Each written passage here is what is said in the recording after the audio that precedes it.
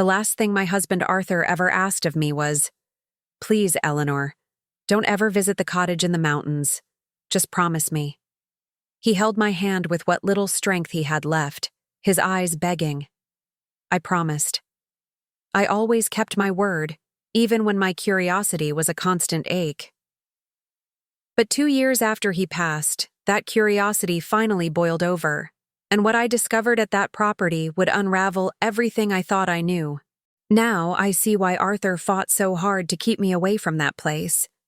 Our 22 years of marriage came to an end in a quiet hospital room, after a failing heart that the doctors could no longer mend. At 61, I was a widow, with our daughter Sophie finishing her master's degree and a silence in my life that felt as vast as the ocean. While I was sorting through his papers, I found out there was a whole world to my husband I'd never been allowed to see.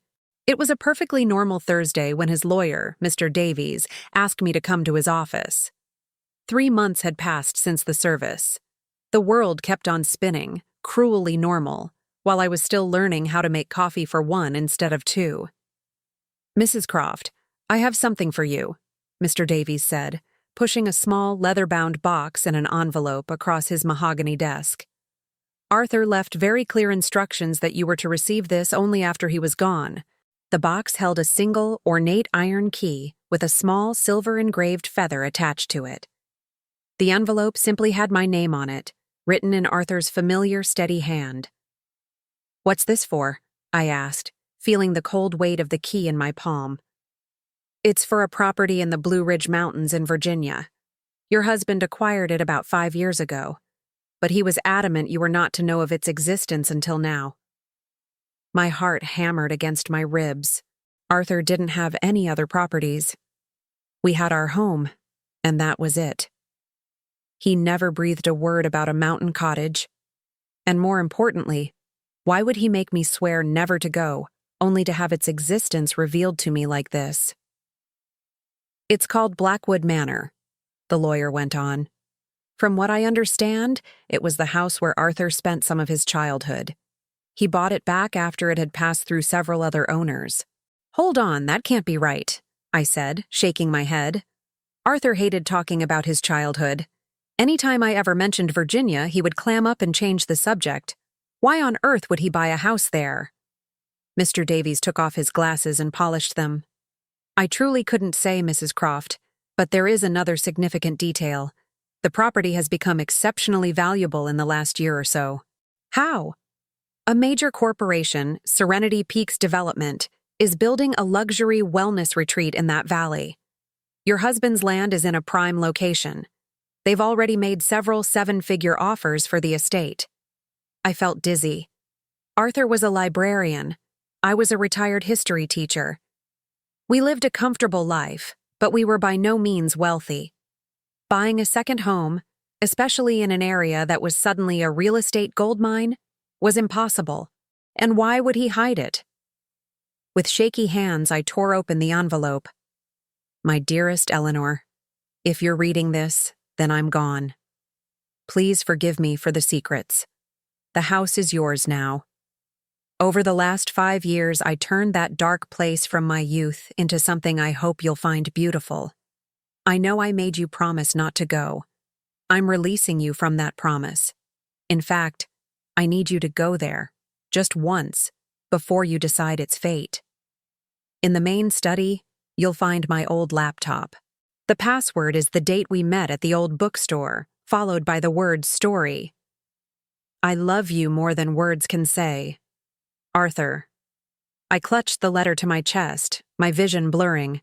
Even now, he could still leave me breathless. "I have to see this place," I whispered. "There is a complication," Mr. Davies said gently. "Arthur's family is contesting the will. His brother, Richard Croft, claims Arthur was not of sound mind when he purchased the property. That's ridiculous. My husband was the sharpest, most grounded man I ever met. Nevertheless, they've filed a motion. Given the property's current valuation, this could get messy." I put the key in my purse, a new and unfamiliar resolve hardening inside me. I'm driving to Virginia, today. 2 days later, after a long drive up through winding mountain roads, I found myself at a wrought iron gate that read, Blackwood Manor. My heart was in my throat as I used the key. The gate creaked open, revealing a property far grander than I could have ever imagined. This was no cottage. It was a stone and timber manor, surrounded by old-growth forests and gardens that had been meticulously cared for. A flagstone path led to the heavy oak front door. Everything looked recently restored, cherished. Nothing about this place spoke of the unhappy childhood Arthur had hinted at. This place had been rebuilt with purpose and care. My husband's secret was in every stone, and I was only just learning of it. My hand shook as I inserted the key into the main door. The lock turned with a solid thud, and I pushed the door open, stepping into the private world of the man I had spent my life with. What I saw inside made me lean against the doorframe for support. The foyer opened into a magnificent two-story library with a grand rolling ladder and a huge stone fireplace. But it wasn't the architecture that stole my breath. It was the books. On every shelf, in every alcove, were thousands of books. Not just any books, but first editions and rare copies of all my favorite authors. My lifelong obsession, which Arthur had always quietly encouraged, surrounded me in a cathedral built just for me. And there, on a large oak desk near a window overlooking the mountains, sat an old laptop with a single leather-bound journal placed on top. Before I could process it all, the crunch of gravel outside announced I wasn't alone anymore. Through the window, I saw a large black sedan pull up. 3 men got out, all of them sharing Arthur's distinct features. The same strong jaw, the same deep-set eyes. The Croft brothers had arrived, and from the grim looks on their faces, this was not a social call. The men walked toward the house with an air of ownership that set my teeth on edge. I quickly shut the front door, my pulse racing. I watched from a side window as they conferred on the porch. Then, the eldest, a grayer, harder version of Arthur, banged on the door. "Eleanor, we know you're in there. We need to have a word." His voice had the same commanding tone Arthur's had when he was making a serious point. I stayed quiet, backing away from the door.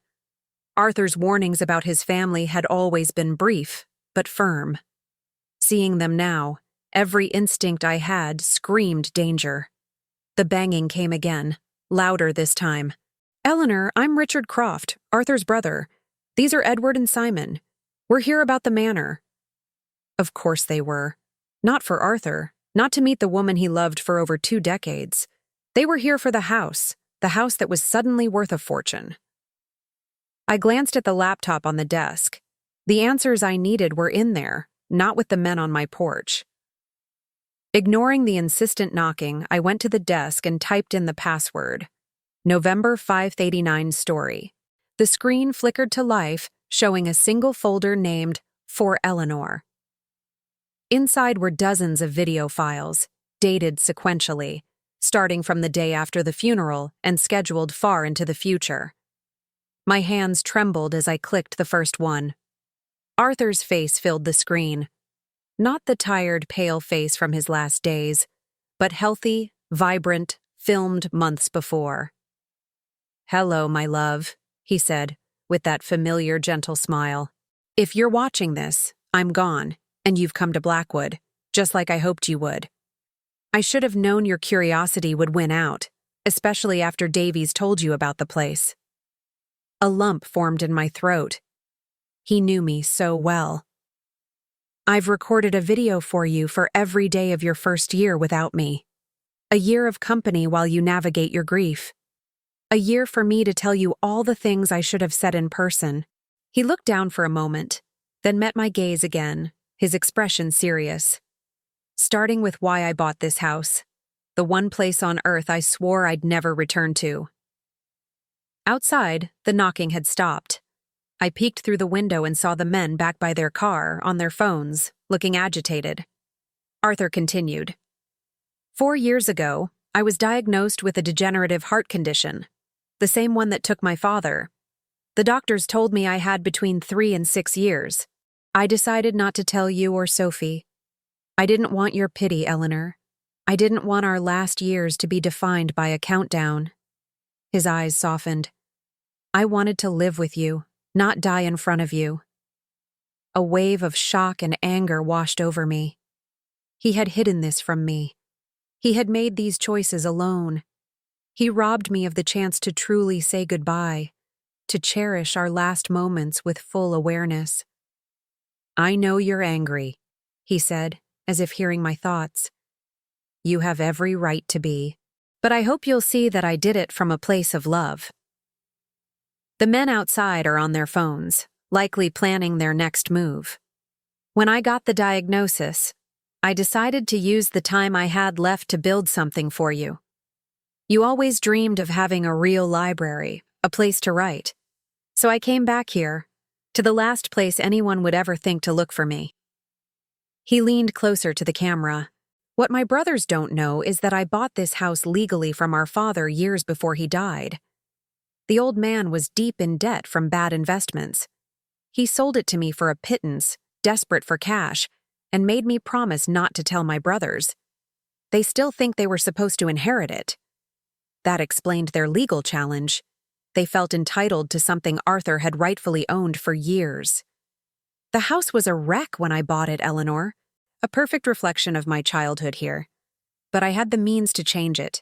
Every conference I attended for the past 4 years, I was really here, managing the restoration, building this for you. Outside, the brothers were walking back to the door. This time, Richard was holding up a piece of paper to the glass. It looked like some kind of official notice. My brothers will come for it, Arthur said in the video, his face hardening. They never cared about this house until a year ago, when Serenity Peak started buying up land. Suddenly, the dilapidated old manor they mocked me for owning became a winning lottery ticket. They'll do anything to get it from you. One of the brothers was back on the phone, a triumphant smirk on his face as he hung up. In the bottom drawer of this desk, there's a red file. It has all the legal paperwork you need. The house is yours free and clear. I made sure of it. Arthur's face softened again. But Eleanor, whether you keep it or sell it, that's your choice. I built this for you. I filled it with things you love. I don't want it to be a prison. A sheriff's car was now pulling up the driveway. The brothers watched it arrive with smug satisfaction. One more thing, Arthur said. In the study behind the library, you'll find the collection of first editions I've been acquiring for you for years. The staff I hired will continue to maintain the property. They are my last gift to you, a place of peace. The video ended, his smiling face frozen on the screen, just as a new, more authoritative knock sounded at the door. Mrs. Croft, County Sheriff's Department. We need you to open the door, ma'am. Taking a deep breath, I shut the laptop, took the red file from the drawer, and walked over to face what was coming. As my hand touched the doorknob, my phone rang. It was Sophie, calling from university. I paused, then answered. Sophie, honey, it's not a good time. Mom, her voice was tense. Why didn't you tell me about Dad's secret house, or the development deal? Uncle Richard just called me. He said they're offering a deal to split the profits if I help them contest the will. What is going on? So, they'd already gotten to my daughter. That realization lit a fire in me. They weren't just attacking me. They were trying to use my own child against me. I'll explain everything, I promise, I said, watching the deputy talking with the brothers.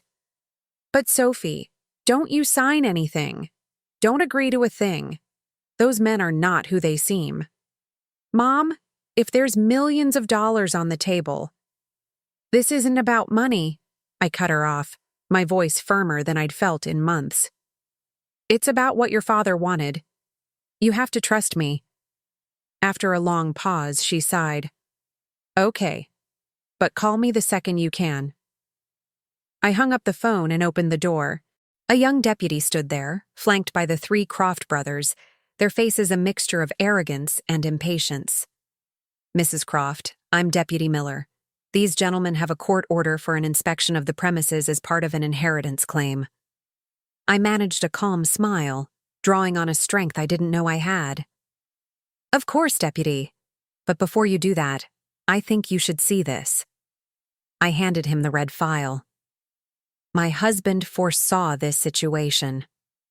Richard stepped forward. Family matters can be messy, Deputy. My sister-in-law is emotional, confused. Actually, I interrupted, I'm neither. I'm a widow, on my own property, facing 3 men who happen to share some DNA with my late husband. I turned back to the deputy. And I would appreciate it if you would examine those documents before allowing anyone else to set foot on my property. The deputy took the file and began to read, his face impassive. The Croft brothers exchanged uneasy glances, their confidence starting to crack. I thought of Arthur's video, of the secret illness he endured to protect us, of the incredible gift he built from the ashes of his own pain. Whatever my brothers-in-law were planning, I would not let them take this last piece of my husband's heart without a fight. The deputy looked up. These documents seem to be in order, ma'am. A notarized deed of sale, signed affidavits, bank records of the original transaction. He turned to the brothers. Gentlemen, I see no legal standing to enforce an inspection at this time. This is a civil matter. Richard's face contorted with rage. This is preposterous. That woman has no right.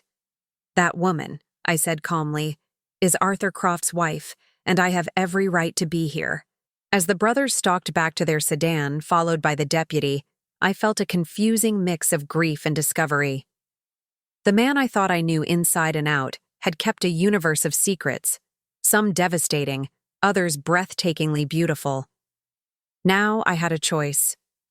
Run back to the life I knew, or step fully into this new reality and the fight that came with it. I closed the door, went back to the desk, and opened the laptop.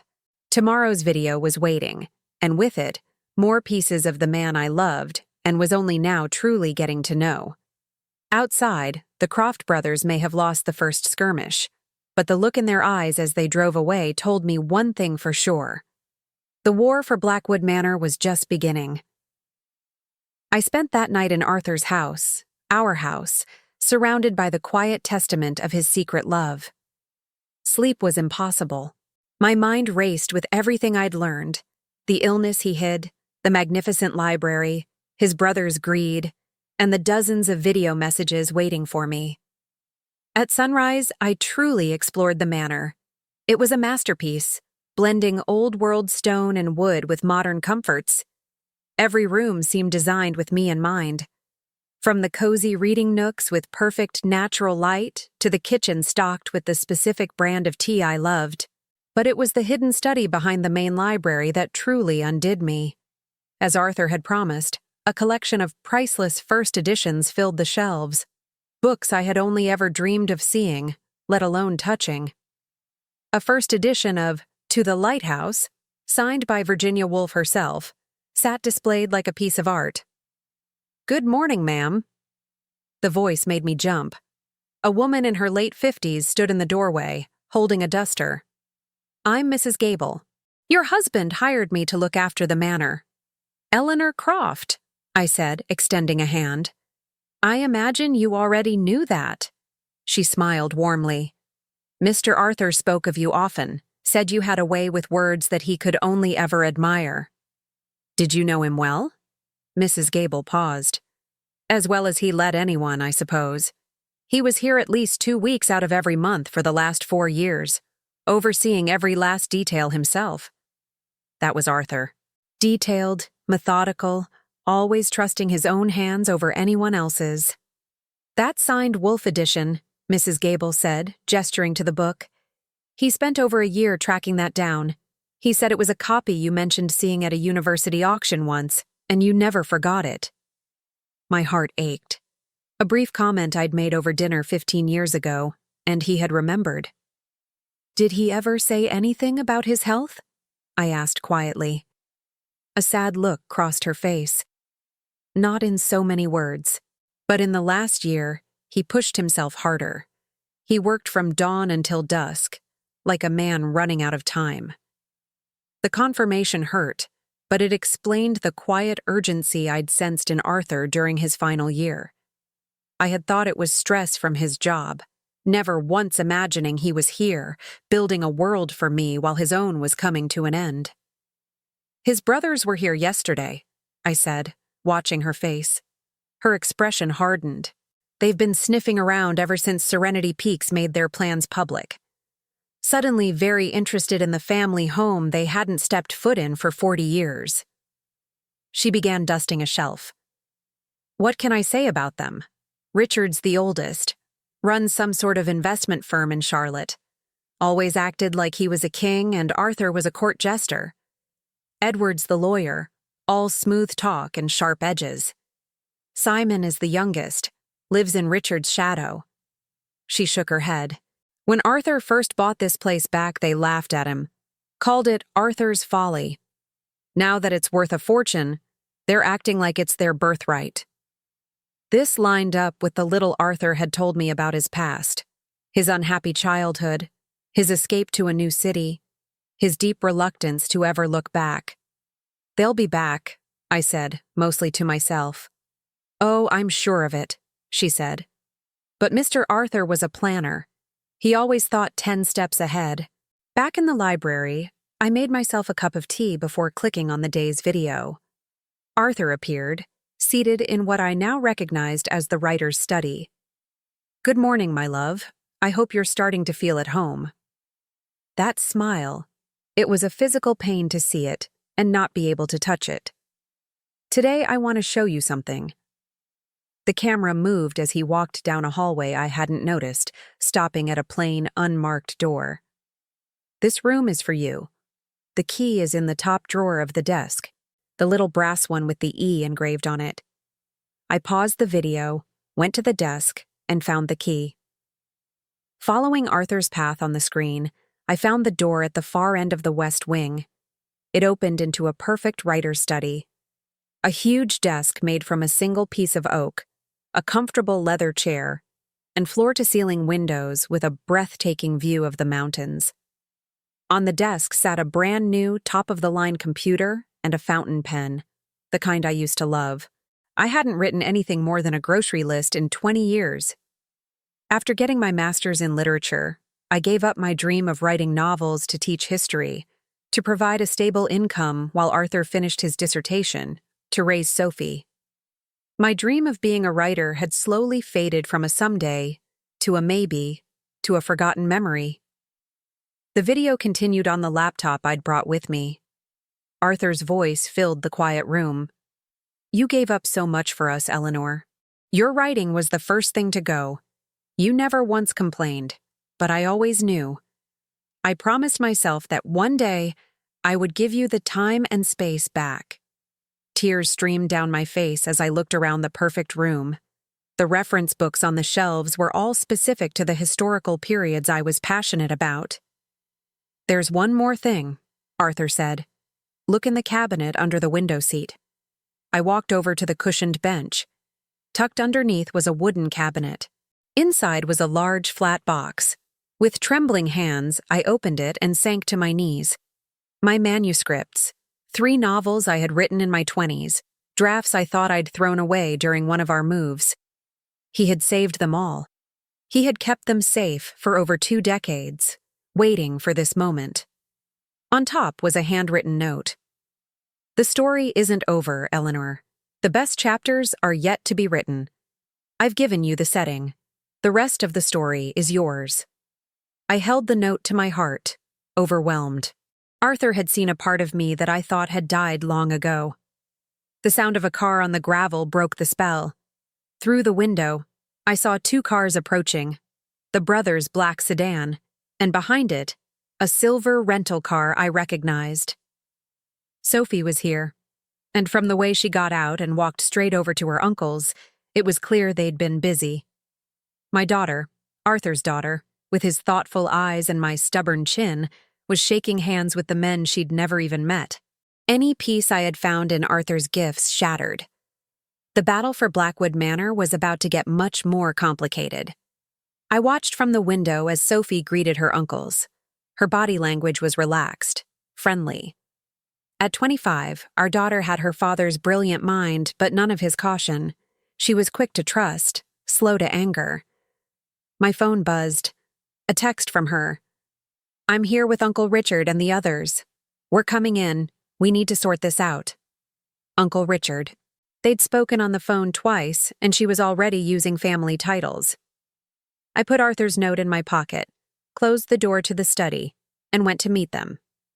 They came in without knocking, Sophie leading the way, the brothers following her like a pack of wolves. "Mom." Sophie gave me a quick, stiff hug, her eyes taking in the grand library. "This place is unreal. Why did Dad keep this from us?" Before I could form an answer, Richard stepped forward, his expression a mask of sympathy. "Eleanor, I feel we got off on the wrong foot. We were just as surprised by all this as you were." His friendly tone was completely at odds with the predatory gleam in his eyes. Edward and Simon stood behind him, their faces carefully blank.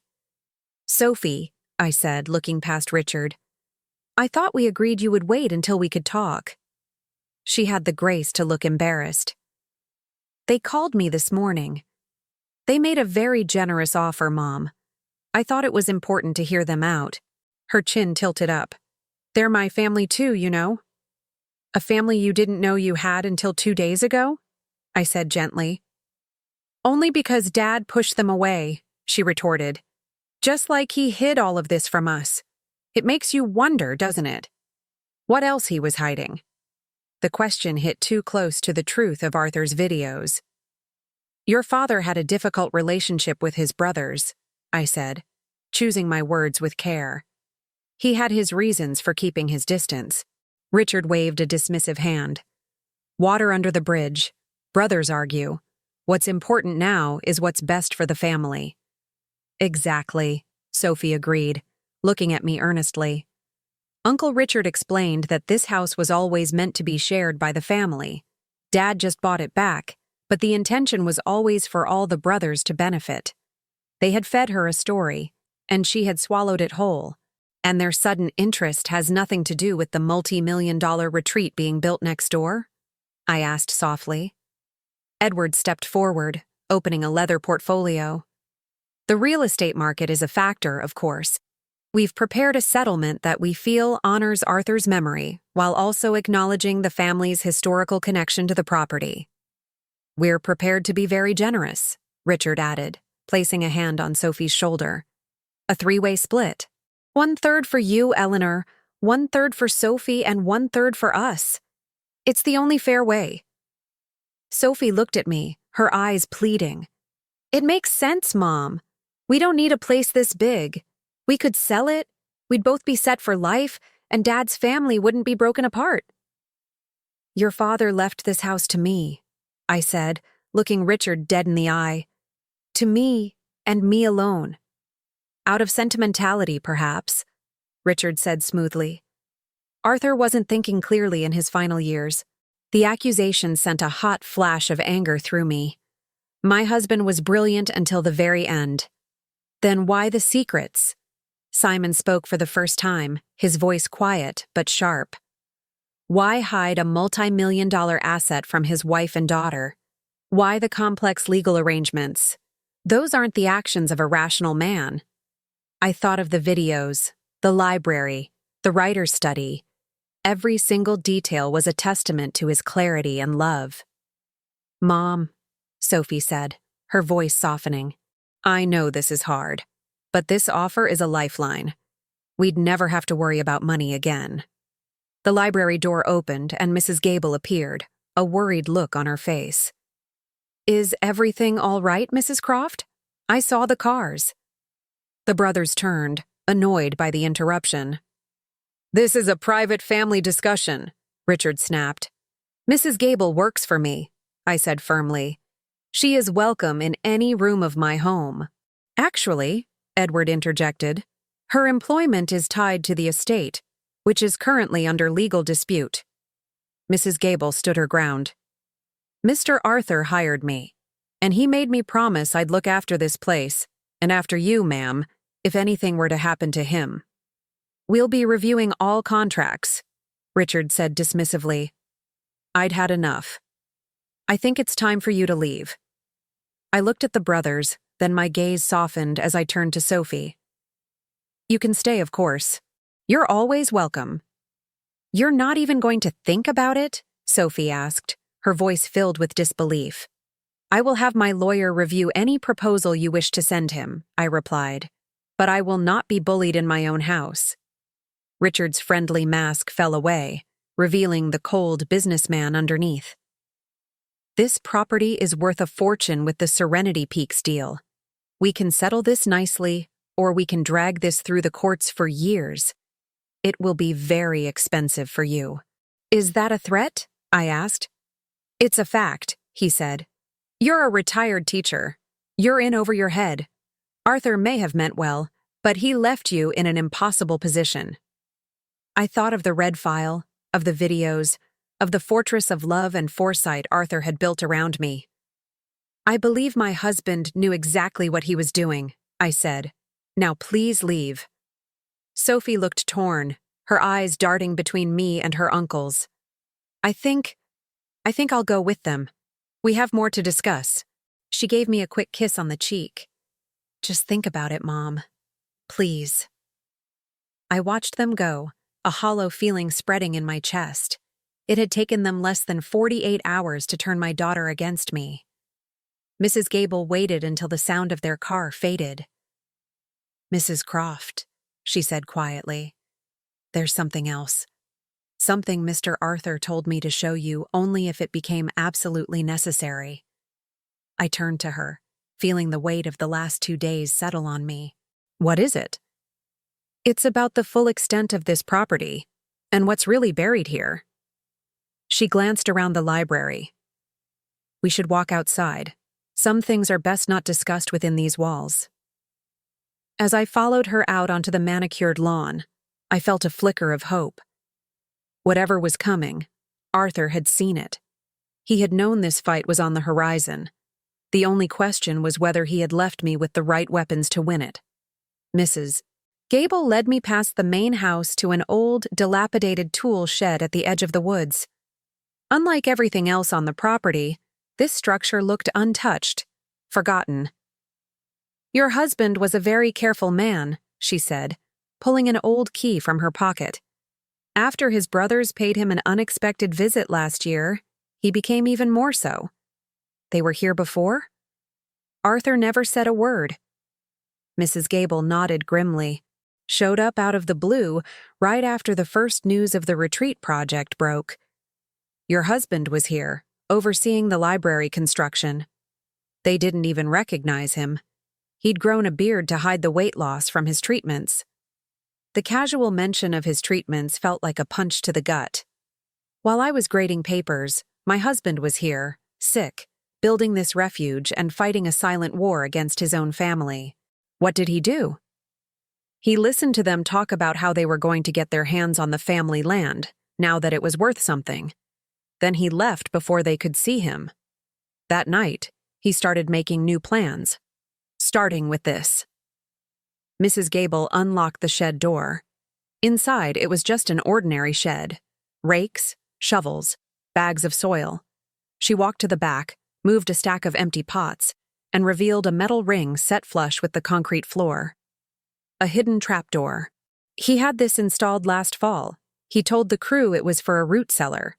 She heaved the heavy door open, revealing a steep ladder leading down into the dark. After you. My curiosity won out over my fear. I climbed down the ladder, Mrs. Gable following behind me. At the bottom, she flicked a switch, and a string of bare bulbs illuminated a long, concrete tunnel. What is this? Your husband called it his archive. I call it his secret weapon. The tunnel ran for about 50 yards before opening into a large, climate-controlled room. It was an office, filled with filing cabinets, a large central table, and walls covered in maps and charts. Welcome to Arthur's command center, Mrs. Gable said. This is where he kept everything he gathered on his brothers, their companies, and the real value of Blackwood Manor. I walked to the largest map, which showed the manor and the surrounding valley. Red lines marked the proposed site of the wellness retreat, but they extended far beyond the official boundaries.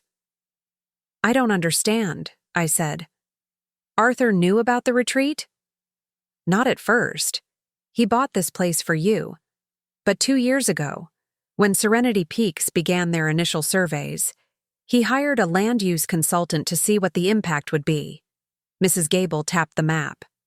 They discovered something. The developer is planning the project in 2 phases. The phase they've announced is only a third of the total plan. I looked closer, seeing how the red lines covered a huge swath of land, including a large section of the Blackwood property. Phase 2 includes an 18-hole golf course and exclusive residential villas. And they need a significant portion of this estate to build it, Mrs. Gable explained. They've bought up almost all the other land quietly, all except this one. So Blackwood is the key, I whispered, the scale of it starting to dawn on me. Your husband confirmed it with 3 different sources. The location of this manor can completely derail their entire expansion plan. It makes the land exponentially more valuable than even his brothers realize. But that's not all. Mrs. Gable opened a filing cabinet and pulled out a thick binder. Arthur spent years documenting his brother's creative business practices. Tax fraud, embezzlement, shell corporations, enough to trigger federal investigations that would ruin them all. I flipped through the pages, seeing Arthur's meticulous handwriting in the margins. Copies of bank statements, emails, sworn statements from disgruntled former employees. He had built a fortress of evidence. Why? Why do all this? Protection, Mrs. Gable said simply, sitting at the table. He knew that as soon as he was gone, they would come. He wanted you to have leverage. I thought of Richard's condescending smile, Edward's legal threats, their manipulation of Sophie. He knew them so well. He foresaw everything. Not everything, she said gently. He didn't think they'd get to Sophie so fast. The memory of my daughter standing with them, defending them, stung. They're using her grief, twisting it, promising her a connection to the family she never knew. Mrs. Gable nodded. She lost her father. Now they're offering her a piece of him, a history. It's a hard thing for a grieving child to resist. She was right. Sophie had always idolized her father. His death had unmoored her, made her vulnerable. What do I do now? That depends, Mrs. Gable replied. You can use this evidence to crush them in court. You'll win the house, but you might lose your daughter for good.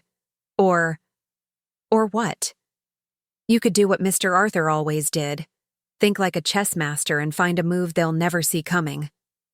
I kept looking around the room. On the desk was a framed photo I'd never seen. A teenage Arthur, beaming, holding up a small trophy for a short story competition. His face was filled with a pure, uncomplicated joy I had rarely seen in the man I married. That was the first writing prize he ever won, Mrs. Gable said softly. The one bright spot of his teenage years here. His brothers tore up the story and broke the trophy when he was away at college, just to be cruel. Another piece fell into place. The library, the writer's study, his unwavering support of my own abandoned dreams. It wasn't just a gift. It was an act of restoration. He was giving me back the dream his brothers had stolen from him. I picked up the photograph, an idea starting to form. Mrs. Gable, does the Wi-Fi reach down here? She nodded. There's a secure network for the whole property. Mr. Arthur thought of everything. Good. I need to watch the next few videos. Then I need you to help me arrange a meeting. With whom? First with my daughter, alone, then with my lawyer, and finally, I looked at the wall of evidence Arthur had built. I think it's time I had a chat with the CEO of Serenity Peaks Development. Mrs. Gable allowed herself a small smile. Now you're planning something your husband would be proud of. I'm planning something worthy of the man who built all of this for me, I said, a new resolve in my voice. And I'm going to need your help. Whatever you need, Mrs. Croft, she promised. Your husband gave me this job when no one else would give me a chance. I owe him, which means I owe you. Another secret layer of my husband revealed. His quiet kindness, changing lives I never even knew about. As we left the archive, carefully covering our tracks, I felt a new kind of connection to Arthur. Not the heavy grief of the past few months, but a sense of partnership that reached beyond the grave. He hadn't just left me a house. He had left me a blueprint. The Croft brothers thought they were dealing with a confused, grieving widow. They had no idea who they were really up against. For the next 2 days, I barely ate or slept. I watched a week's worth of Arthur's videos, each one a masterclass in his foresight. "They'll try to isolate you," he warned in one. "Richard will play the reasonable patriarch. Edward will threaten legal ruin, and they will use Sophie as their primary weapon. She's your weakest point because you love her." In another, he laid out the entire corporate structure of Serenity Peaks, which he'd obtained through a private investigator. They're desperate to keep Phase 2 quiet. If word gets out before they secure all the land, the price will skyrocket, and their investors will get nervous. Armed with Arthur's knowledge, I met Sophie at a small cafe in town, Neutral Ground. She was late, and her arms were crossed before she even sat down. "I don't have long. Uncle Richard is introducing me to a financial advisor this afternoon." "Uncle Richard," I repeated. "You've grown close." She flushed. "They've been kind to me, Mom, which is more than I can say for you right now. You're acting like they're monsters." I took a sip of my coffee. "Do you remember that literature class you took? The one about narrative framing? How a story can be completely true, but also completely misleading, depending on who is telling it? What does that have to do with anything? You've only heard their story. I'm asking you to listen to another one, your father's." "Dad's gone," she said, the words sharp with pain. "And he's the one who lied to us for years." I pulled a tablet out of my bag. "Actually, he left us something." "What is it?" "He made videos, Sophie, for me and for you." I turned the tablet around. I had already queued up the one he'd titled, "For Sophie, When the Time is Right." Her face went pale. "He made videos? He knew he was going to die?" "He was diagnosed 4 years ago," I said gently. "He didn't want us to watch him fade away."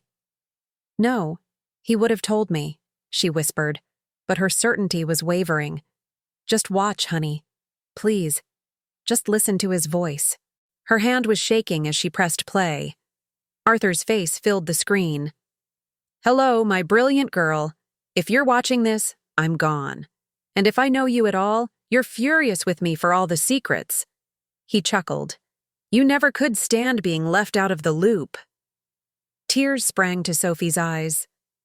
"I should have told you I was sick," her father continued. "I should have given you the chance to prepare, to ask all your brilliant questions. But I was a coward. I wanted our last memories to be happy ones, not hospital visits. I hope you can forgive me for that." He leaned in. "But there's something else. Something about my brothers. Our estrangement wasn't about some silly argument, Sophie. When I was 19, they stole my inheritance. They forged my signature on legal documents while I was away at school. When I found out, they threatened to frame me as a co-conspirator if I went to the authorities." Sophie's hand flew to her mouth, her eyes locked on the screen. "So I left. I met your mother. I built a new life. I had you. And that was more than enough." His face grew hard. "But my brothers are the same men they were then. Whatever story they are telling you, it is a lie. They don't care about family or legacy. They care about money. And they will use you, my daughter, to get what they want." The video ended. Sophie sat in silence, tears carving paths down her cheeks. "He was protecting us," she finally whispered. "From everything." "Yes," I said. "Your uncles are not family, Sophie. They are predators." She wiped her eyes, her grief hardening into anger. "They've been playing me, The whole story about the house being for the whole family was a lie. The only true thing they told you is that it's worth millions, but they didn't tell you the whole truth about why. Understanding dawned in her eyes. They're trying to cheat us. Us? I asked, hope surging in my chest. You're with me on this. Mom, I never left you, she said, looking ashamed. I wanted a connection to Dad. They had pictures, stories about him as a kid. I know, I said, reaching across the table and taking her hand. Grief makes us do foolish things. But now we have to be smart, together. Sophie sat up straighter, and in her determined expression, I saw her father. Okay, what's the plan? I smiled, feeling truly hopeful for the first time. First, we meet my lawyer tonight. Then tomorrow morning, we have a meeting with the CEO of Serenity Peaks. Why? Because your father taught us that knowledge is power, and we know something your uncles don't know we know. We know exactly what this land is really worth to them. I showed her the files from Arthur's archive. They think they're playing against a grieving widow and a naive girl. It's time to show them who they're really dealing with. For the first time since Arthur's death, Sophie laughed. Dad always said you were the smartest person he knew. He said underneath the quiet history teacher was a brilliant strategist. He said that? All the time, she smiled, wiping the last of her tears. He said the biggest mistake anyone could ever make was to underestimate Eleanor Croft. As we left the cafe, I felt the ground shift. The Croft brothers had tried to divide us. Instead, they had forged us into an alliance. Their greatest weapon had just become their worst nightmare. Later that night, Sophie and I laid out the entire plan for my new lawyer, a woman Mr. Davies had recommended. Her expression went from professional curiosity to open admiration. Mrs. Croft, she said, your husband told me you were formidable. He was underselling you. My husband, I replied, was right about a lot of things, including his faith that I could not only survive this, but win. 3 days later, the Croft brothers arrived at Blackwood Manor at 10 a.m. sharp. Their black sedan exuded an air of corporate conquest. They believed they were coming to finalize their victory. I watched them from the study window, not in my usual comfortable clothes, but in a sharp tailored pantsuit I'd bought for the occasion. They're here, I said to Sophie, who stood beside me in a simple, professional dress, wearing her father's favorite watch. Ready?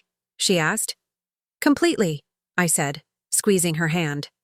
Let them talk first. Let them dig their own hole.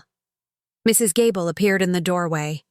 The other guests have arrived through the back. They're waiting in the dining room. Perfect. The doorbell rang. Mrs. Gable went to answer it, playing her part perfectly. Good morning, gentlemen. Mrs. Croft and Sophie are expecting you. They strode in, Richard in the lead, all arrogance and entitlement. Behind them was another man in an expensive suit, a man who looked like he ate numbers for breakfast. Eleanor, Richard said with a smug smile. Glad you came to your senses. This is Mr. Vance, my firm's chief financial officer. He's here to help us finalize the numbers. So they'd brought their own expert to overwhelm me. Predictable. How kind of you to come, I said smoothly. I've set up the dining room for our meeting. This way. I led them through the library, enjoying their covetous glances. In the formal dining room, the large table was set for a board meeting. Please, have a seat, I said, remaining standing at the head of the table. Before we get into your proposal, I'd like to thank you for it. It was illuminating. Richard beamed, misreading my tone as surrender.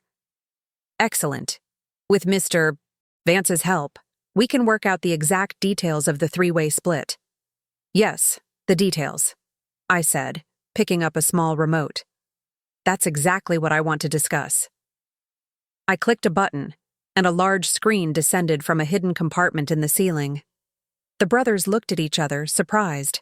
This was not in their script. If you'll look at the screen, I said, clicking again. A detailed survey map of the estate appeared.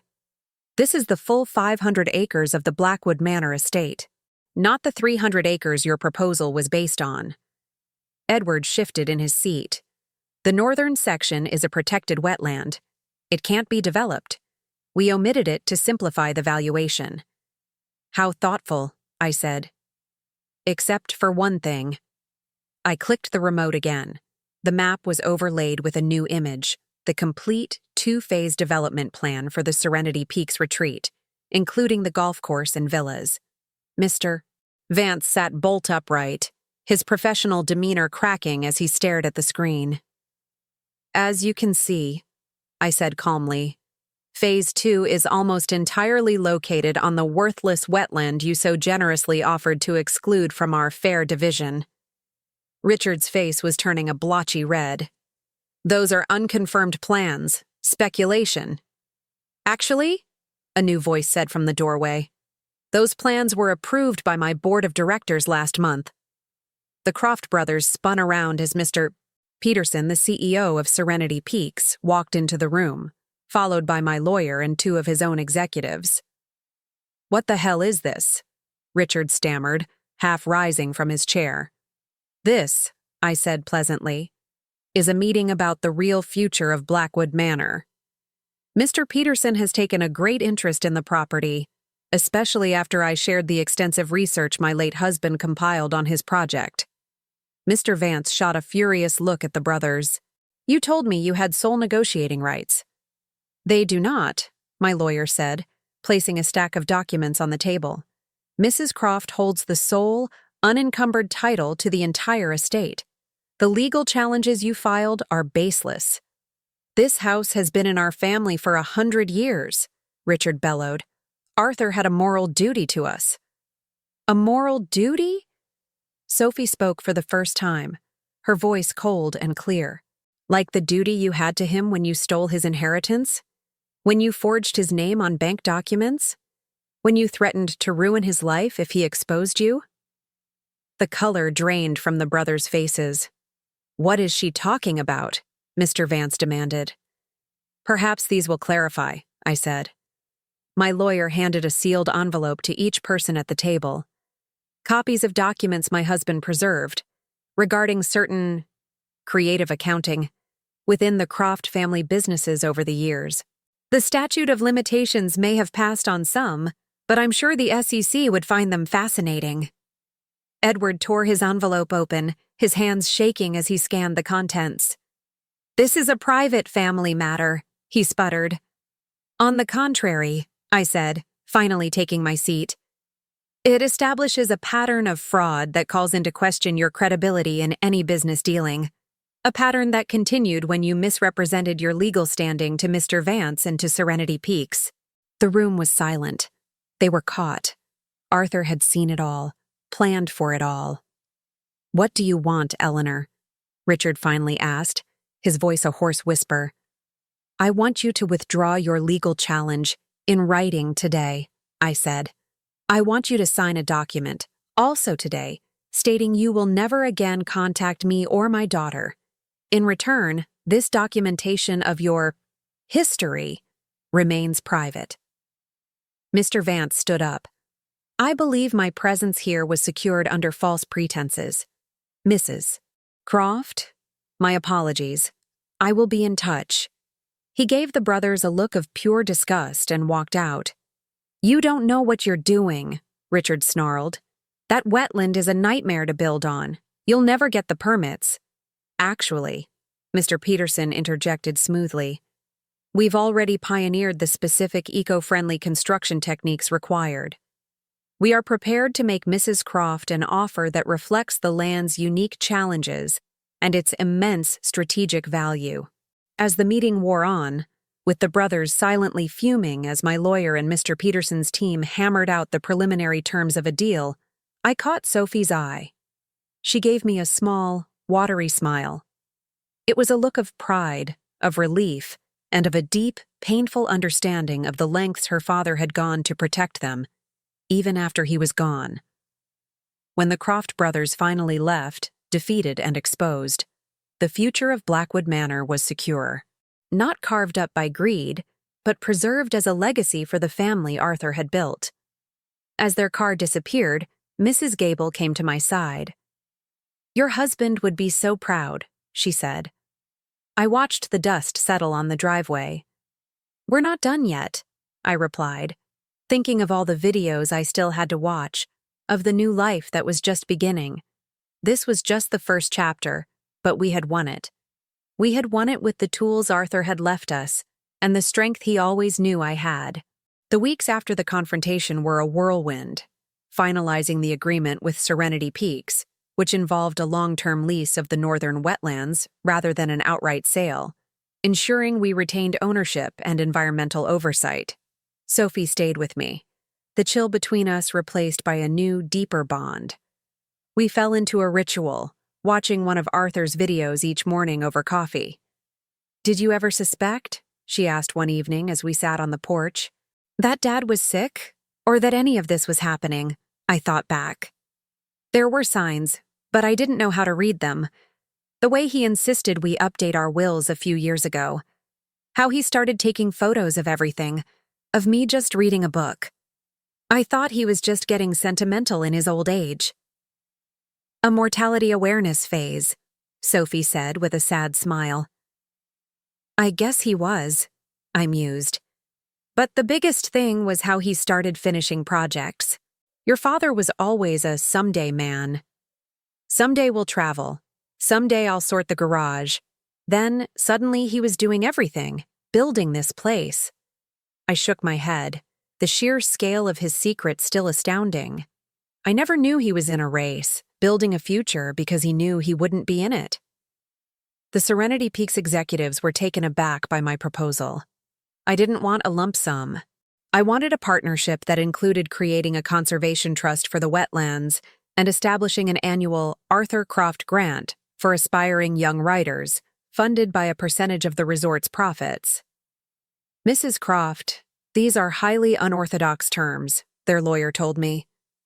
"My husband was a highly unorthodox man," I replied. "This is a legacy, not just a land deal." Mr. Peterson, the CEO, agreed to everything. "Arthur mentioned you were a woman of principle," he said. "He told me you'd want to do something meaningful." It turned out Arthur had met with him briefly a year before he died, laying the moral groundwork for a negotiation he knew he'd never be part of. A month after the showdown, I was in the writer's study. After 20 years, I had started writing again. Tentatively at first, just notes and outlines, but the words were coming back. My subject was the first edition wolf, sitting on a stand in the morning light. Mrs. Gable was teaching me how to properly care for the rare books, my hands slowly remembering how to be gentle and precise. "Mom," Sophie said from the doorway, holding the laptop, "today's video is different. I think you should see this one by yourself." "Different how?" "It's for day 60. He titled it, 'For When the Words Come Back.'" She gave me the laptop. "He knew, Mom. He knew you'd find your way back here." Alone in the study Arthur built for me, I pressed play. He was sitting in this same chair, the room still empty behind him. "Hello, my love. If you're seeing this, it means you're writing again. It means you found your way home." I reached out and touched the screen. "I've been thinking about what we leave behind," he said. "Most people think of money or property, but I think the only real legacy is to create possibility for the people you love." He gestured around the empty room. "This is just a space, but in my mind, it's already filled with your stories. I can see you here, at this desk, finally writing the books you put aside for us." I looked at the pages of my own new manuscript, a story about a woman who discovers her husband's secrets after his death, and my breath caught in my throat. "I set everything up to give you freedom, Eleanor," he continued. "Financial freedom. Freedom from my family, freedom of time and space. But what you do with it, that's your story to write, not mine." He looked directly into the camera. "The house, the library, the money, they aren't the inheritance. They're just the tools. The real inheritance is the chance to become the person you were always meant to be." I paused the video, the depth of his love, his understanding, washing over me. He hadn't just seen the wife and mother, he had seen the writer I had forgotten. When I hit play again, his expression was soft. I have one final request. In the back of the closet, there's a box of my old journals. They're not very good, mostly teenage angst, but maybe, someday, you'll find a story in them worth telling. The video ended. I went to the closet and found the box. Inside were a dozen worn leather journals filled with his familiar script. In the weeks that followed, I didn't write my story. I wrote his. A novel based on the life of a quiet, brilliant boy who escaped a difficult family, found a great love, and spent his last years building a secret monument to that love. It poured out of me. One morning, months later, the doorbell rang. Mrs. Gable answered it, then came to find me in the study. "Richard Croft is here," she said, her voice wary. "He's alone." My first instinct was to send him away, but curiosity got the better of me. "I'll see him on the porch." He looked older, thinner. "Eleanor," he said, not meeting my eyes. "Thank you for seeing me." "What do you want, Richard?" "I came to apologize." The words hung in the air between us. I waited. "I've had a lot of time to think. About Arthur, about everything. I was wrong. Jealous, greedy, and wrong. He was the best of us, and I never told him." "Why tell me now?" "I have cancer," he said bluntly. "The doctors say I have a few months. It clarifies things." The irony was staggering. "I'm sorry to hear that." "I didn't come for pity. I came because I found this." He handed me a small folded piece of paper. It was the story Arthur had written as a boy, the one they had torn up. He had found another copy.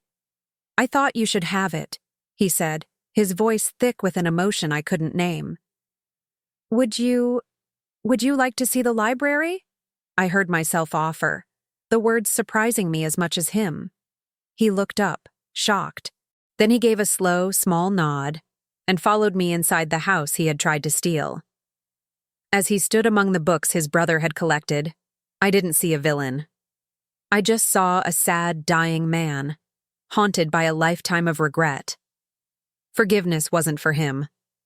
It was for me. It was the final chapter of the story Arthur had started. That night, I watched the very last video. "Well, my love," Arthur smiled from the screen. "This is it. A full year. Our journey is over." He paused. "But ours isn't." It continues in Sophie, in the stories you will write, in this house. The place I once ran from has become our sanctuary. The secret I kept has become your freedom. The promise I made you break became the key to your future. He smiled one last time. "Until we meet again, my love." The screen went dark. The house was quiet. My home, my future. Arthur hadn't just left me a house. He had given me back to myself. I hope my story touched your heart. It's funny how life works out, isn't it?